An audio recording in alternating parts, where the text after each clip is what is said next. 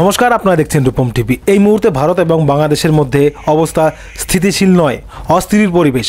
বাংলাদেশের কট্টরপন্থীরা প্রতিনিয়ত ভারতের বিরুদ্ধে নানান রকম বিদ্বেষমূলক মন্তব্য ছাড়ছে। ভারতের পণ্য জ্বালিয়ে প্রতিবাদ জ্বালাচ্ছে। বাংলাদেশে বসবাসকারী 1.5 কোটি হিন্দুদের উপর প্রচণ্ড অত্যাচার করছে। ভারতের বিদেশ সচিব বাংলাদেশে গিয়ে প্রতিবাদ জানিয়ে এসেছে, তারপরেও লজ্জা নেই বাংলাদেশের। ভারত থেকে ভিসা সেন্টার সরানোর কথা বলছেন মোহাম্মদ ইউনিস। মানে বাংলাদেশে কট্টরপন্থী সরকার চলছে, আর মনে হচ্ছে ইউনিস এই কট্টরপন্থী সরকারের একটা কাঠপুতলি। প্রতিনিয়ত বাংলাদেশের সব মূর্খরা এমন এমন কথা বলছে যেন মনে হচ্ছে বাংলাদেশ ভারতের সঙ্গে যুদ্ধ করবে, পাকিস্তানের বন্ধু হয়ে ওঠার চেষ্টা করছে বাংলাদেশ। তো এরকম একটা পরিস্থিতির মধ্যে রাশিয়া ভারতকে আইএনএস তোশিল একটা যুদ্ধ জাহাজ, ভয়ঙ্কর যুদ্ধ জাহাজ, এই যুদ্ধ জাহাজ যখন যুদ্ধে নামবে তখন কিন্তু ভাই যাদের বিরুদ্ধে যুদ্ধ হবে, যে দেশের বিরুদ্ধে, সেই দেশ কিন্তু থাকবে না। খুবই ভয়ঙ্কর অত্যাধুনিক যন্ত্র দিয়ে তৈরি এই যুদ্ধ জাহাজ আইএনএস তোশিল।